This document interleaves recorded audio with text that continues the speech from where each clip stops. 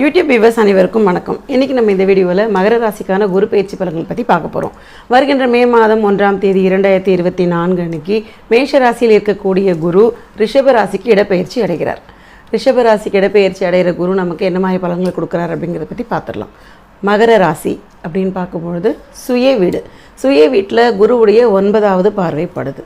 ரொம்ப அற்புதமான பார்வை அப்படின்னு சொல்லலாம். அதாவது இது நாள் வரைக்கும் மகர ராசிக்காரர்களுக்கு குடும்பம் சார்ந்த பிரச்சனைகள் போயிட்டே இருந்திருக்கும். ஏதோ ஒரு காரணம், சண்டை சச்சரவு, பிரிஞ்சு போகிறது, இந்த மாதிரி பலவிதமான பிரச்சனைகளை பார்த்துக்கிட்டே இருந்த நபர்களுக்கு இது ஒரு பொற்காலம் அப்படின்னு சொல்லலாம். என்னென்னு பார்த்தீங்கன்னா, குருவுடைய 9ஆம் பார்வை படுற சமயத்தில் அந்த வீட்டுக்கு உண்டான அத்தனை நன்மைகளுமே ஒன்று சேர வந்து சேரும் அப்படிங்களாம். முதல்ல பிரிந்த கணவன் மனைவி ஒன்று சேரத்துக்கு உண்டான வாய்ப்பை ஏற்படுத்தி கொடுப்பாரு. அடுத்து பார்த்திங்கன்னா, பண ரீதியான புழக்கங்கள்லாம் குறைஞ்சி போய் ரொம்ப கஷ்டத்தில் இருக்கக்கூடிய நபர்களுக்கு இந்த தடவை பார்த்திங்கன்னா நல்ல வேலை கிடைச்சி சுயமரியாதை அப்படின்றத கொஞ்சம் நீங்கள் நிலநாட்டுறதுக்கு உண்டான வாய்ப்பை ஏற்படுத்தி கொடுப்பாரு. சமுதாயத்தில் மதிப்பு மரியாதை அப்படின்ற விஷயம் இருக்கும். புதிய பொறுப்புகள்லாம் சேரத்துக்கு உண்டான வாய்ப்புகள் உண்டு. மரியாதையோடு வாழறதுக்கு உண்டான என்னென்ன விஷயங்கள் தேவையோ எல்லாமே ஒன்றா நமக்கு கிடைக்க போகுது அப்படின்றதுல எந்த மாற்று கருத்துமே இல்லை. சுயஸ்தானத்தில் குரு பார்வை விழுது அப்படின்னா ரொம்ப நல்ல விஷயங்கள். அதாவது நம்ம வேலை பார்க்குற இடத்துல நமக்கு பெருசாக மதிப்பு கொடுக்க மாட்டேங்கிறாங்க, அடுத்த லெவலுக்கு போகவே முடியலை, நம்மளை ரொம்ப தாழ்த்தி நடத்துகிறாங்க, நம்மளோட வேலையை விட கம்மியாக வேலை செய்கிறவங்களுக்கு மதிப்பு கிடைக்கிது, இப்படின்ற மாதிரியான விஷயங்கள்லாம் வச்சு ரொம்ப கஷ்டப்படுற நபர்களுக்கு மதிப்பு மரியாதை கண்டிப்பாக முறையில் வேலை பார்க்குற இடத்துல கிடைக்கும்.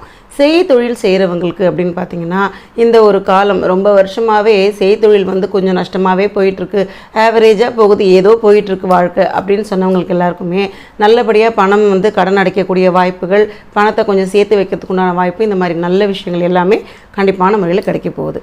அடுத்து 5வது இடம், அதாவது பூர்வ புண்ணியஸ்தானம் மற்றும் புத்திரஸ்தானம். இந்த இடம் பார்த்திங்கன்னா உங்களுக்கு ரிஷப ராசியாக வருது. ரிஷப ராசியில் குரு போய் உட்கார்றார். நார்மலாக குரு உட்கார இடத்துக்கு பெரிய பலன்கள் இல்லை அப்படின்னு சொல்லுவாங்க.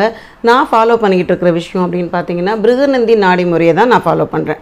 அதாவது இந்த முறை பிரகாரம் குரு உட்கார்ந்த இடத்துக்கும் பலன்கள் உண்டு, பார்க்குற பார்வை இடத்துக்கும் பலன்கள் உண்டு.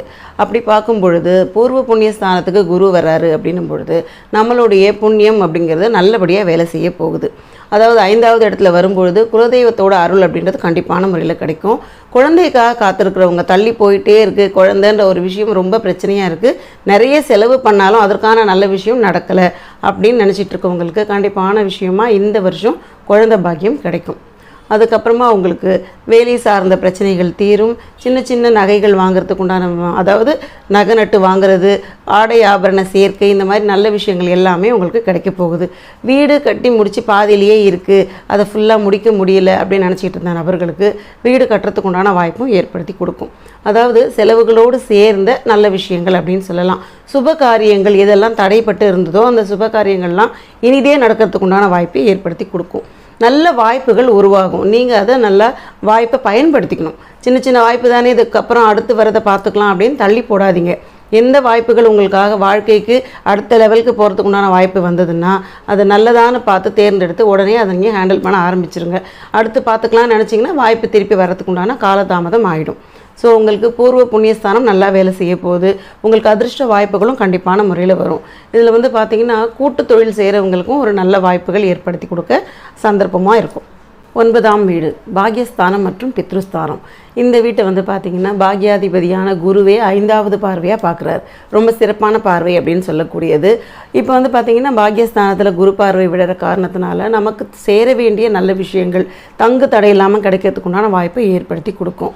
இதில் பாக பிரிவினைக்காக காத்திருக்கிறவங்க, ஒரு சண்டை சச்சரவுலையே கோர்ட்டு கேஸுன்னு போய்கிட்டு இருந்தவங்களுக்கு எல்லாருக்குமே அந்த சச்சரவுகள்லாம் உங்களுக்கு சாதகமாக வரத்துக்கு உண்டான வாய்ப்பையும் ஏற்படுத்தி கொடுக்கும். அதே சமயத்தில் உங்களுக்கு பார்த்திங்கன்னா சின்ன சின்ன வாய்ப்புகள் உங்களுக்காக வாழ்க்கைக்கு முன்னேறதுக்காக உருவாக்கப்படும் அப்படின்னு சொல்லலாம். தந்தையோட தொழில் சிறப்பாக இருக்கிறதுக்கு உண்டான வாய்ப்புகளும் உண்டு. தந்தை தொழில் சிறக்கும். அதே சமயத்தில் உங்களுக்கு பார்த்திங்கன்னா பூர்வ ஜென்ம புண்ணியமும் இந்த இடத்துல வேலை செய்யும். 9வது ஸ்தானத்தில் பார்த்திங்கன்னா உங்களுடைய 5ஆம் பார்வையாக குரு பார்க்குறாரு அப்படிங்கிறதுனால நிறைய நல்ல விஷயங்கள், நல்ல கர்மம்ன்றது முதல்ல வேலை செய்யும். பித்ருவோட நமக்கு இருக்கிற பிரச்சனைகள் தீரும். மூதாதையரோட ஆசீர்வாதம் நமக்கு கிடைக்கும். அதாவது இறந்தவங்களோட வழிபாடுகள்லாம் கரெக்டாக தொடர்ந்து பண்ணிக்கிட்டே இருந்தீங்கன்னா கர்மம் விலகிறதுக்கு உண்டான நேரம் அப்படின்னு சொல்லலாம். இப்போ உங்களுக்கு பார்த்திங்கன்னா ஒரு வீடு இருக்குது, அது பார்த்திங்கன்னா கோர்ட்டு கேஸுன்னு போய்கிட்டே இருக்குது. உங்களுக்கு அது இல்லைன்னு நீங்கள் கை கழுவி விட்ட விஷயமா இருந்தால் கூட உங்களுக்கு வர்றதுக்கு உண்டான வாய்ப்பை ஏற்படுத்தி கொடுக்கும். அதாவது சாதகமான சூழ்நிலைகள் அப்படின்றது ஒன்றொன்னா உங்களுக்கு வர்றதை கண்கூடாக பார்ப்பீங்க.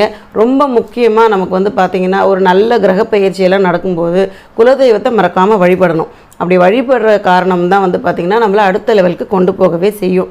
ஏன்னா அதை நம்ம படையலிட்டு வழிபடுறது ஒரு தடவையும் நான் சொல்லிக்கிட்டே இருக்கேன்.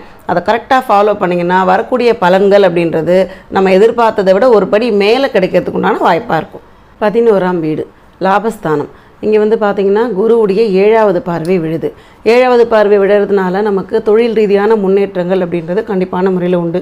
இது நாள் வரைக்கும் தொழில் வந்து பார்த்திங்கன்னா மந்த நிலையிலேயே இருந்துக்கிட்டு இருந்த தொழிலாக இருக்கட்டும், அதே மாதிரி வேலையில் எந்த முன்னேற்றமுமே இல்லை, நமக்கு பின்னாடி வந்தவங்க எல்லாம் ப்ரமோஷன் வாங்கிட்டு போயிட்டாங்க, கம்பெனி மாறணும்னு நினச்சாலும் மாற முடியல, போட்ட கல் மாதிரியே இருக்குது அப்படின்னு நினச்சிட்டு இருப்போம் இல்லைங்களா, அந்த மாதிரியான சூழ்நிலையாக இருக்கக்கூடிய நபர்களுக்கு இது ஒரு பொற்காலம் அப்படின்னே சொல்லலாம். புதிய மாறுதல்கள் வரப்போகுது. அதுக்காக நீங்கள் தயார்படுத்திக்கோங்க. வேலையில் வந்து பார்த்திங்கன்னா உங்களுக்கு நல்ல மாற்றம் ஏற்படும். செய்தொழில் செய்கிறவங்களுக்கும் பார்த்திங்கன்னா நல்ல முன்னேற்றத்தில் போகிறதுக்குண்டான வாய்ப்புகள் உண்டு. பெரிய இடத்து நட்புகள் அப்படின்றது கண்டிப்பான முறையில் கிடைக்கும். வண்டி வாகனங்கள் வாங்குறதுக்கு உண்டான வாய்ப்பை ஏற்படுத்தி கொடுக்கும். தன வரவுகள் தாராளமாக இருக்கும். அதே சமயத்தில் பதவி உயர்வுகள், அதுக்கப்புறம் பார்த்திங்கன்னா சம்பள உயர்வு, இந்த விஷயம் எல்லாமே உங்களுக்கு ஈஸியாக கிடைக்கிறதுக்கு உண்டான வாய்ப்பை ஏற்படுத்தி கொடுக்கும். பல காலமாக உங்களுக்கு கிடைக்காமையே தள்ளி போயிட்டு இருந்த விஷயங்கள் எல்லாமே நல்லபடியாக கிடைக்கிறதுக்கு உண்டான வாய்ப்பு அப்படின்னு சொல்லலாம். இனிமையான வருடம் அப்படின்னே சொல்லலாம். மாணவர்கள் அப்படின்னு பார்த்தீங்கன்னா உங்களுக்கு படிப்பு ரீதியான முன்னேற்றம் கண்டிப்பான முறையில் உண்டு. வேலைக்கு போகணும் ஆசைப்படுறவங்கெல்லாம் வந்து பார்த்திங்கன்னா வெளிநாட்டு தொடர்பு அப்படின்றது கண்டிப்பான முறையில் உண்டு. வெளிநாட்டு தொடர்பு வச்சு பண்ணுறவங்களுக்கு அந்த வாய்ப்பு ஈஸியாக கிடைக்கிறதுக்கு உண்டான சாதகமான சூழ்நிலை உண்டு. அதற்காக நீங்கள் வந்து பார்த்திங்கன்னா லோனுக்கு போனீங்கன்னாலும் ஈஸியாக எந்த பிரச்சனையும் இல்லாமல் நினச்ச வேகத்தில் உங்களுக்கு எல்லாமே கிடைக்கும். தடைகள் அப்படின்றது இல்லை. இது நீங்கள் நல்லாவே மைண்டில் வச்சுக்கோங்க. உங்களோட பிறப்பு ஜாதக கட்டத்தில் ராசி கட்டம் எடுத்துக்கோங்க. அதில் வந்து ரிஷபம், கன்னி, விருச்சிகம், மகரம், இந்த 4 இடத்துலையே என்னென்ன கிரகங்கள் இருந்தால் என்னென்ன பலன்கள் அப்படின்றத பற்றி பார்த்துடலாம். சூரியன் இருக்குது அப்படின்னா தலைமை பொறுப்புகள் வரத்துக்கு உண்டான வாய்ப்புகள் உண்டு. பெரிய அதாவது நல்ல பொசிஷனில் இருக்கவங்களோட நட்பு கிடைக்கிறதுக்கு உண்டான வாய்ப்புகள் உண்டு. அரசு தொடர்பான நன்மைகள் அப்படின்னு சொல்லலாம். அந்த வேலைக்காக காத்திருக்கவங்களுக்கும் அந்த வாய்ப்பு கிடைக்கிறதுக்கு உண்டான நன்மைகள் நடக்கும். அடுத்து சந்திரன் இருக்குது அப்படின்னும் பொழுது சின்ன நல்ல விஷயங்கள் அப்படின்றது தொடர்ந்து வந்துக்கிட்டே இருக்கும். அப்பப்போ டீமோட்டிவேட் ஆகிடுவீங்க. மோட்டிவேட் பண்ணிக்கிட்டே இருங்க. அது ஒரு விஷயம் ஃபாலோ பண்ணால் போதுமானது. அடுத்து செவ்வாய் இருக்கும்போது பார்த்திங்கன்னா உங்களுக்கு வேலையில் கொஞ்சம் பரபரப்பாகவே இருப்பீங்க. சுறுசுறுப்பு ஜாஸ்தியாகும். சேம் டைம் உங்களுக்கு வண்டி வாகனங்கள் வந்து புதுசாக்கணும் அப்படின்ற எண்ணம் வரும். வாங்கிறதுக்கு உண்டான வாய்ப்பையும் ஏற்படுத்தி கொடுக்கும். அடுத்து புதன் குரு அப்படின்னு பார்த்தீங்கன்னா உங்களுக்கு கண்டிப்பான முறையில் நுட்பமான அறிவு அப்படின்னு சொல்லலாம். அறிவு சார்ந்த விஷயங்கள் ரொம்பவே தெளிவாக இருப்பீங்க. படிப்பு சார்ந்த விஷயங்கள் அப்படின்னு பார்த்தீங்கன்னா புது விஷயங்களை கற்றுக்கிறதுக்கு உண்டான காலகட்டம் அப்படின்னு சொல்லலாம். குரு இருக்கார் அப்படின்னு பார்த்தீங்கன்னா குருவோட பார்வை விடுறதுனால நமக்கு வந்து பார்த்திங்கன்னா இன்னும் கொஞ்சம் செல்ஃப் மோட்டிவேஷன் ஜாஸ்தியாக இருக்கும். கான்ஃபிடென்ஸ் லெவலும் கொஞ்சம் நல்லாயிருக்கும். எந்த விஷயம் செஞ்சாலும் தீர்க்கமாக யோசித்து செய்யறதுக்கு உண்டான வாய்ப்பு அப்படின்னு சொல்லலாம். அடுத்து சுக்கிரன் இருக்குது அப்படின்னா சுக்கிரனோட இந்த குரு பார்வை சேர்கிற காரணத்தினால வசதி வாய்ப்புகள் வர்றதுக்குண்டான சந்தர்ப்பம் அப்படின்னு சொல்லலாம். அதே மாதிரி வீடு வாசல் வாங்கணும், ஆடை ஆபரண சேர்க்கை, இந்த மாதிரி விஷயங்களுக்கு பிளான் பண்ணுறவங்களுக்கு அந்த வாய்ப்புகளும் கைகூடும். அடுத்து சனி இருக்குது அப்படின்னு பார்த்தீங்கன்னா உங்களுக்கு செய்தொழில் முன்னேற்றம் அப்படின்ற ஒரு விஷயம் இருக்குது. அதே மாதிரி வேலை செய்கிறவங்களுக்கும் பார்த்திங்கன்னா நல்ல பதவி உயர்வு, இந்த மாதிரி விஷயங்கள்லாம் வரத்துக்குண்டான வாய்ப்பை ஏற்படுத்தி கொடுக்கும். ராகு இருக்குது அப்படின்னா ஆரோக்கியத்தில் கொஞ்சம் கவனம் வச்சுக்கோங்க. அதிர்ஷ்ட வாய்ப்புகள், திடீர் அதிர்ஷ்டம் அப்படின்றது கண்டிப்பான முறையில் வரும். கேது இருக்குன்னா ஞானம் ஜாஸ்தியாகும். ஆன்மீகமான ஈடுபாடுகள் அதிகமாக இருக்கும். நீங்கள் வந்து பார்த்திங்கன்னா சித்தர்களை தேடி போகிறது, அதுக்கப்புறமா கோவிலுக்கெல்லாம் போகிறது, இந்த மாதிரி விஷயங்கள் மேலே அதிகமான ஆர்வம் காட்டுவீங்க. வழிபாடுகள் அப்படின்னு பார்த்தீங்கன்னா ஃபஸ்ட்டு குலதெய்வம்க்கு படையல் போட்டு வழிபாடு பண்ணிக்கோங்க. மாதத்தில் ஒரு நாளாவது பண்ணுங்கள். நான் கோவிலுக்கு தான் போகிறேன் அப்படின்னீங்கனாலும் பரவாயில்ல, வீட்டில் ஒரு தடவை கண்டிப்பாக கும்பிடணும். வீட்டில் நீங்கள் குலதெய்வம் வழிபாடு பண்ணும்பொழுது வீடு சுபிட்சமாக இருக்கிறதையும் தடைகள் இல்லாமல் சந்தோஷமாக இருக்கிறதையும் கண்கூடாக பார்க்கலாம். அடுத்து பரிகாரம் அப்படின்னு பார்த்தீங்கன்னா லக்ஷ்மி நரசிம்மர் வழிபாடு. இந்த வழிபாடுகள் தொடர்ந்து பண்ணுங்கள். ஒரு சின்ன ஃபோட்டோ வச்சுட்டு அவருக்கு பானகம் வச்சு வழிபாடு பண்ணுங்கள். ரொம்ப சிறப்பான காலகட்டமாக இருக்கும் உங்களுக்கு இந்த வருஷம் ஃபுல்லாகவே. இன்றைக்கி நம்ம இந்த வீடியோவில் மகர ராசிக்கான குரு பயிற்சி பலன்கள் பற்றி பார்த்தோம். அடுத்த வீடியோவில் கும்ப ராசிக்கான பயிற்சி பலன்கள் பற்றி பார்க்கலாம். இந்த வீடியோ உங்களுக்கு பிடிச்சதுன்னா லைக் பண்ணுங்கள், ஷேர் பண்ணுங்கள், சப்ஸ்கிரைப் பண்ணுங்கள். டவுட் இருந்தால் கமெண்ட் பண்ணுங்கள். நன்றி, வணக்கம்.